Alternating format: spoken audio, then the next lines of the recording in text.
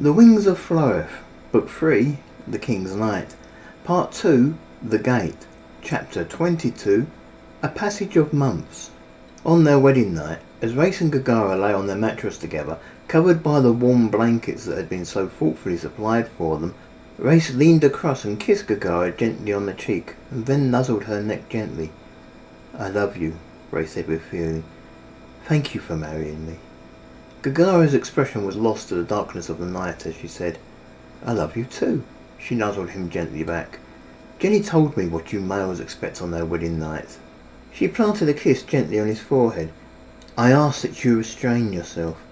I am still carrying our first child, and I can't bear to be touched in that way right now. I promise you though, as soon as I drop our child, I'll be all over you." "I won't push myself on you," Reyes promised. He kissed her back. "I can wait for you." "Feel free to take advantage of one of your huntresses," Gaggara suggested helpfully. "I'm sure they'll be only too willing to accept you." "What about that Quennegoff? I think she's ready." "I won't push myself on you," Reyes repeated. "And I won't betray you either, especially not on our wedding night." "We're harpies, handsome," Gaggara cooed. She kissed him again and then rolled over so that her back was to him. "It wouldn't be betrayal." "It would to me." He kissed her gently between the wings and then put his head down to sleep. The following morning, shortly after they had a shared breakfast, Reyes was looking out of the window of their room. There was a different feel to the world, and yet nothing really seemed to have changed. The world returned to its daily routine. Everything seemed to be exactly as it was, yet to Reyes, something was definitely different. Admittedly, there were now 2 harpies stationed permanently in the courtyard. During the day it was Quennegoff and Tenegi, and at night, as Reyes soon discovered, Heshkov had indeed been joined by Samigi. Samigi was already beginning to show. As always at this time of day, it was usual to see a line of peasants in the courtyard queuing up for the well. The peasants had to file past Reyes' 2 bodyguards in order to get to the well, and although they seemed to give the 2 harpies as wide a berth as they could, they still came quite close. Jenny had been right. Reyes and Gaggara getting married had been good for morale. It had shown the local peasants that the harpies inside the encampment were not out for their blood. Reyes suddenly realised what was different. There was nothing to do today. Reyes had been almost on the move constantly ever since he and Gaggara had first crossed back into Floreth with the elven army. He hadn't had a lot of time to just sit down and watch the world go by. Now he had time to rest. He had 4 months, maybe even longer, before the spell was finished and the entire encampment was cast into the painting. Reyes had to admit he liked the sudden change of pace, but he was feeling a little restless. Reyes turned his attention to his lovely new wife Gaggara. At least she had something to occupy herself with. Gaggara sat on the floor over by the mattress, and she had poured the unpolished stones that Reyes had brought for her in Goldspawn out onto the floor in front of her. She was going through them slowly, examining each one in turn, and placing the one she liked the most into the tumbler. "You seem to know what you're doing," Reyes commented, a smile working its way onto his face. It was good to see his wife happy. "A friend of mine back in Harpy Town had something similar to this," Gaggara said. She patted the tumbler gently, barely looking up. "She showed me how it works. Hers had to be turned by hand though. It was a labour-intensive and boring process. This one seems to be magical. It would do the tumbling for me. I can just sit back and watch." "I got you the best," Reyes declared. "I didn't want you to spend the rest of your life cranking a handle." "Thank you, handsome," Gaggara replied happily. "It was a wonderful present." Reyes smiled and looked back out of the window. "I feel as if I should be doing something. I'm going to take a short flight and stretch my wings." "Okay, handsome," Gaggara replied without even looking up. "Have fun." "Do you want to come with me?" Reyes offered. Gaggara hesitated for a moment and then replied, "Not this time. Not unless you're planning to leave the encampment." "I'm not, sweetie," Reyes told her. "If you change your mind, let me know and I'll come along." Gaggara still didn't even turn her head to look at him. "Otherwise, I'd like to get this thing started." Reyes watched his wife for about a minute more. She really was enamoured with her new toy. Then he stepped out onto the balcony and launched himself into the air with no real idea of where he was going. Quennegoff and Tenegi saw him leave the room and were in the air in an instant. They flew up to him and took their usual positions, one on either side of him, protecting him from any potential danger. "So how's married life suiting you, my chief?" Quennegoff asked. "I love her," Reyes said simply. They passed over the wall that surrounded the courtyard. To be honest though, I don't really feel a lot different than I did before. Quinnigoff laughed. That doesn't surprise me. Such is the value of a human wedding. You know it's not binding on you, don't you, my chief? It's binding, Race replied sternly. Human laws can never be binding to us, my chief, Quinnigoff announced proudly. While we live here, we live by the human law, Race insisted, turning his head sharply towards Quinnigoff. Because I decree it, is that clear? As you desire, my chief, Quinnigoff replied. Race sighed. Quinnigoff didn't sound as if she was convinced. In the end, all that was important was that she obeyed him. If she broke the human law, he wasn't going to intervene for her. It was more than likely he would hand her over in order to keep things sweet between himself and the king. It seemed that Race wasn't the only one having trouble with his subordinates. As he flew overhead, he could hear Anida trying to train a number of the encampment's peasants. The peasants seemed quite surly about it. Race could clearly hear some of them grumbling about being lumbered with a woman for a trainer. Words such as, "What can a woman teach us?" and "Why don't they find us a real trainer?" reached Race's ears. These were some of the peasants who had volunteered to fight in the upcoming battles. There had been 10,000 volunteers in all, and by the look of it, Anida had been given the task of getting about 1,000 of them up to speed. There were two main reasons why the peasants had volunteered. Some had joined with a genuine desire to aid the king, to be a part of history and fight those who had stolen their livelihoods. Others had joined because they had assumed that with the country currently overrun by elves, that it was better to learn to fight than not. Those peasants who volunteered expected the king to do his part and to give them a decent trainer. As their derision suggested, the last thing they expected was to be lumbered with a woman. One peasant derided, "I bet she doesn't know one end of a sword from the other." Race found it mildly amusing. He circled the scene slowly, watching Anida struggle to control her pupils. While it was probably true that Sir Grant was a better trainer than Anida, he was only that because he had a lot more experience training people. Anida had been trained well by her father, and when it came to the sword, she had surpassed him. If Anida and her father were to fight a sparring match, Race would bet on Anida to win every time. Race thought he might even go so far as to claim that Anida was the best with a sword in the encampment. After circling a few more times and distracting the peasants below a little more than he had intended, he came into land just behind where Anida was standing. Quinnigoff and Tanegi joined him on the ground mere moments later. A few of the peasants moved back a little, but most of them held their ground. Harpies just weren't as scary to them as they had once been. "Race?" Anida questioned uncertainly as she turned her head towards him. "You know," Race said, speaking loud enough for at least some of the trainees to hear what he was saying, "if you were a harpy, the small detail that you're female would be a boon. If you're trying to tell me that girls are considered as equals by harpies, I don't believe it." Then she emphasized the word chief. Race laughed. "No, I mean when it comes to fighting. In harpy society, it's the women who are recognized as the best fighters. Do you need any help?" Anida looked around at the trainees uncertainly, and then she commented, "I suppose I could use a sparring partner." She grabbed one of the wooden practice swords she had sticking in the ground beside her and threw it to him. "Consider it done," Race replied, only too eager. It was good to feel he was actually doing something to help the war effort other than just watching the world go by. He slashed the sword through the air a couple of times, testing its weight and its speed, and then he prepared himself for mock combat. "Is this wise?" Quinnigoff asked worriedly. "This is fine," Race replied. "Anida and I are old sparring partners." Anida waited for the exchange between Race and Quinnigoff to finish, and then she asked, "Ready?" "I'm ready," Race confirmed. "Good. Now then," Anida announced to the peasants, "the strength of a harpy can be easily overcome with a little bit of skill." "I do have some skill with the sword," Race pointed out. "True," Anida replied, "but you're hardly in my league. And remember, any harpy you meet on the battlefield is unlikely to be armed as Race is here. They prefer to use their claws and talons in hand-to-hand combat, giving the swordsman a reach advantage." It was now about a month since Race and Gaggara had gotten married. It had been a dull few weeks, but Race was getting used to the quietness. It was nice that he could find things to do if he got too quiet. Race was becoming a regular feature at Anida's training camp, helping her prepare the peasants for battle. When he wasn't sitting outside with Gaggara watching the world go by, Race liked to just stand by the window of his room and think about things.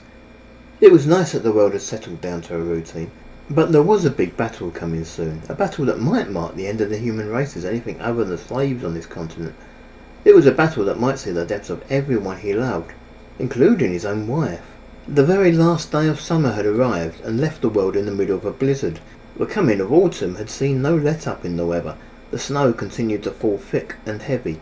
Sometimes it would stop, but the snow that had settled never had enough time to melt before it began to snow again. Morale in the encampment wasn't helped by the sky seeming to suddenly turn purple. After much searching, an army of elves had been able to locate the invisible barrier that surrounded the encampment.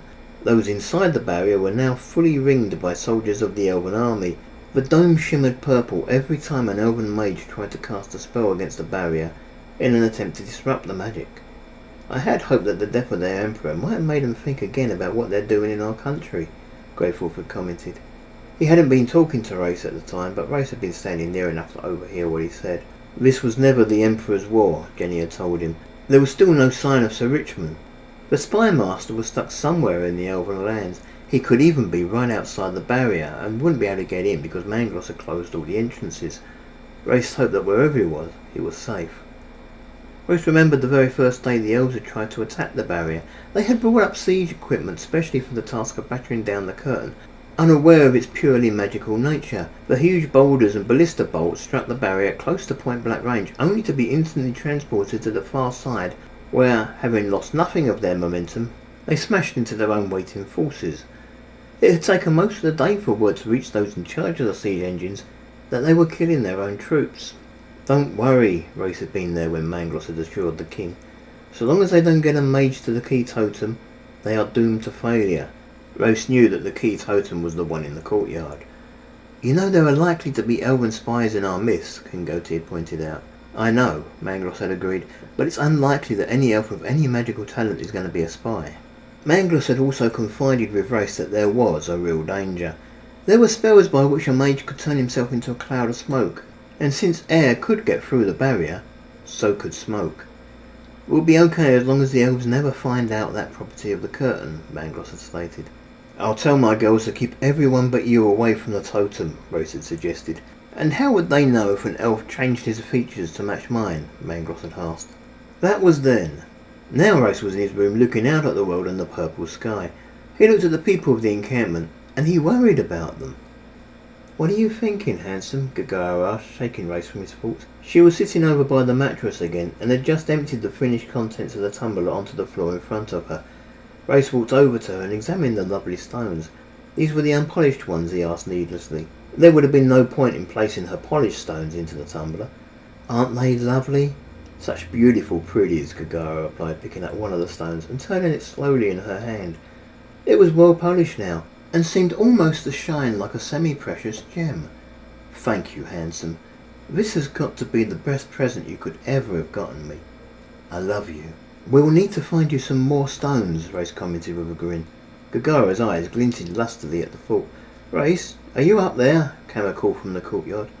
Bad timing, Reyes commented Gaggara. Then he returned to the window and stepped gingerly out onto the balcony. Looking down into the courtyard, he could see his sister waving to him. It's Jenny. I'd better see what she wants. Hold on a second, Gaggara replied. I'd like to see her too. Reyes waited for Gaggara to get up and gather some of her pretties, and then join him on the balcony. Then he jumped off it and flew down to his sister. Gaggara landed right beside him. Aren't they pretty? Gaggara commented, holding out her hands to reveal the stones she had collected to Jenny. They are, Jenny agreed with a smile. She turned her attention fully to Reyes. Did you want me? Reyes asked. I just wanted to wish you a happy birthday, Jenny told him. It's my birthday? Reyes commented. He had lost track of the days. It's your birthday? Gaggara echoed with shock. Horse and tiger, Jenny replied. Don't tell me you forgot your own birthday. Less than a month later it was Gaggara's turn to have a birthday. She too was now 8 years old. For a young female harpy, though, the 8th birthday was a milestone of life, and Gaggara had no problem in remembering what day it was. She was awake and active a good 2 hours before dawn. What is it, my angel? Reyes replied sleepily. Come back to bed, it's cold out there. I'm too excited, Gaggara replied eagerly. Today is the day I get to prove my value to the village. Today I go on my rite of passage. Reyes sighed. He was too tired to empathise with his wife. No, my sweetheart, I can't allow you to do that, but the encampment is surrounded by elves, and I'm not willing to lose you to them. No one is allowed to do their rite of passage for the foreseeable future, not until the current danger is past. I'm the leader, Gaggara insisted. I must go on my rite of passage. I must be allowed to prove myself. What will the others think? I'm sorry, Reyes replied, but I can't make an exception. Not even for you. Especially not for you. I love you too much to lose you to something so frivolous. Frivolous? Gaggara said, annoyed. Frivolous, Reyes repeated. You are already the leader of our people. What is it you think you have to prove? It was clear that Gaggara didn't like the reasoning, but she accepted it with a sulky, fine. She took a couple of breaths and settled down a little. I have some good news for you. From the way she spoke, it didn't sound as if she truly thought of it as good news. Oh? Reyes asked. No longer having a reason to stay up, Gaggara climbed back into bed beside him. One of your huntresses, Kishkara, had her child yesterday. Oh, Reyes replied. The girls of his village had had close to 15 children since he had taken over from the old chief. This was the first time Gaggara had bothered to tell him about it. She was male, Gaggara said. You now have your heir. That's excellent, Reyes said. He reached over and kissed his wife gently on the cheek. Yes, Gaggara commented. She didn't sound too keen. Then she wrapped her arms around him. I'm scared for you, handsome. Scared for me? Reyes asked uncertainly. He held Gaggara willingly. The girls of your village might decide they don't need you anymore. They have a male. It might take him 8 years to come of age, but you weren't planning to perform your duties as heir chief anyway. If I'm honest, you've hardly been much of a male to your people. Nothing's changed, Reyes tried to comfort her, except that I no longer fear for the future of my village. Now, try to get some sleep. It's still a couple of hours until dawn. 2.5 more months passed. It was about lunchtime, and Reyes was outside a hut in the Harpy village. Reyes was feeling quite restless, pacing back and forth in front of the hut. Occasionally he would look right at the door, and then he would continue his pacing. There was a lot of noise coming from the hut, noises of pain and encouragement. Reyes knew only too well that it was Gaggara who was in pain, and it was his fault. Reyes' 2 bodyguards, Quinagov and Tanegi, had taken perches over the door of the hut. They were watching the rest of the village and the world in general. As observant as they were, the 2 guards seemed to have become a lot less stringent in their task than they had been in the past.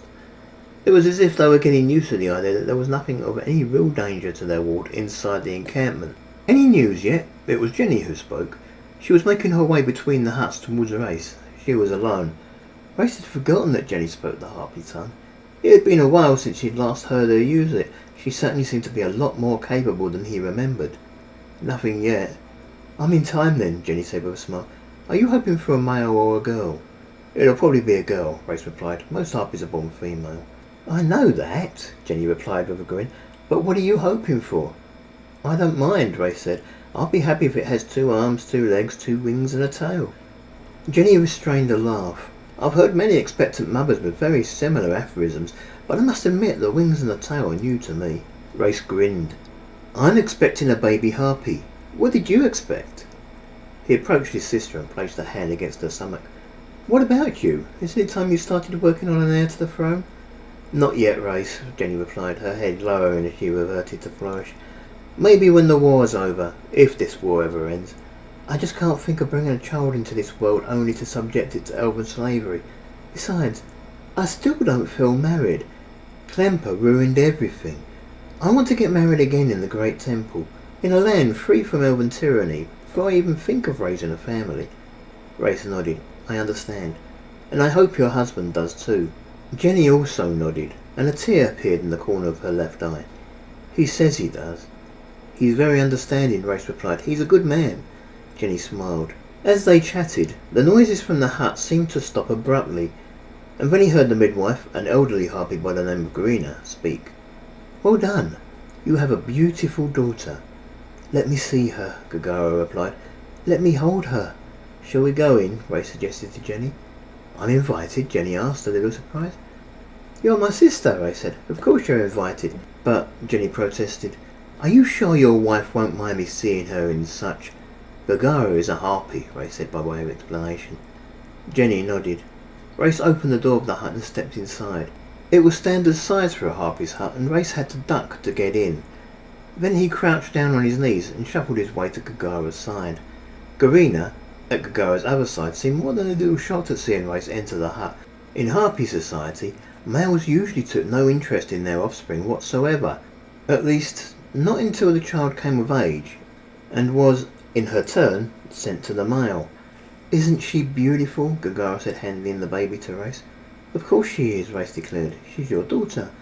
"Have you thought of a name for her yet?" Jenny asked. She closed the door behind her, and there being no room anywhere else, she squatted down at Gaggara's feet. Gaggara looked at Reyes and then at Jenny and said, "I think I'd like to call her Lagnoff, after my mother. Is that all right?" "It's a lovely name," Jenny agreed. Reyes nodded. "Cute little Lagnoff," he cooed. Gaggara smiled contentedly.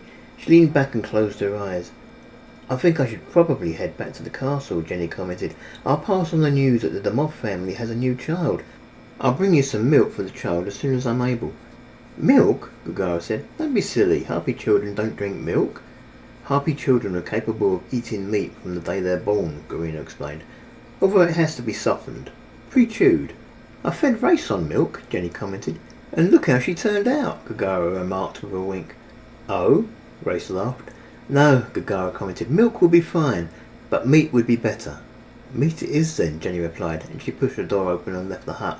"I'm going to leave you two alone too," Garina told them. She made her way to the hut door, adding, "Give you some time with your daughter." "She is beautiful," Reyes said as Garina left the hut. "She is," Gaggara said with a grin. She shuffled herself backwards a little to gain a bit of height on Reyes, and then surprised him by grabbing hold of his ear between her teeth and biting down ever so gently and seductively. Then she let go and whispered, "Want to make another one?"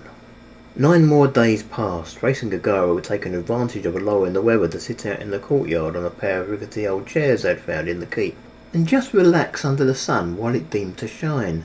They sat there watching the human children at play in the courtyard while taking it in turns to fawn over their own little baby. Reyes had little Lagnoff in his arms and was feeding her tiny strips of pre-chewed beef when King Goatee approached them. "Reyes," the king said. He didn't bark the name out like a command, but more like it was a request for an audience. Reyes gently handed Lagnoff to her mother and then stood up to greet the king, resisting the urge to drop to his knees. "What can I do for you, my liege?" "Mangloss tells me the painting will be ready within a couple of days. Then all that is required is for him to trigger the spell. Once the painting is ready, you know what it means." Reyes nodded. "You want me and my girls to take us all to Arlis?" The king consented. "Sort of. There's going to be a war meeting in the Great Hall tonight, and I want you to be there." "Me?" Reyes said uncertainly. "You're a knight of the realm, and the leader of our harpies," the king told him. "The meeting wouldn't be complete without your input." "I am the leader," Gaggara replied sharply. She only looked up sternly for a second, and then she was back cooing at her child. Reyes looked at his wife and smiled at her. She was learning Flourish quicker than he had learned Harpy. Mangloss said it would probably be easy for her with that medallion around her neck. He wondered if she had even realised she'd spoken Flourish. "Chief, then," the king corrected. "Just be there." "Oh, and Reyes?" "Yes, my liege?" "Wear a skirt or something, would you?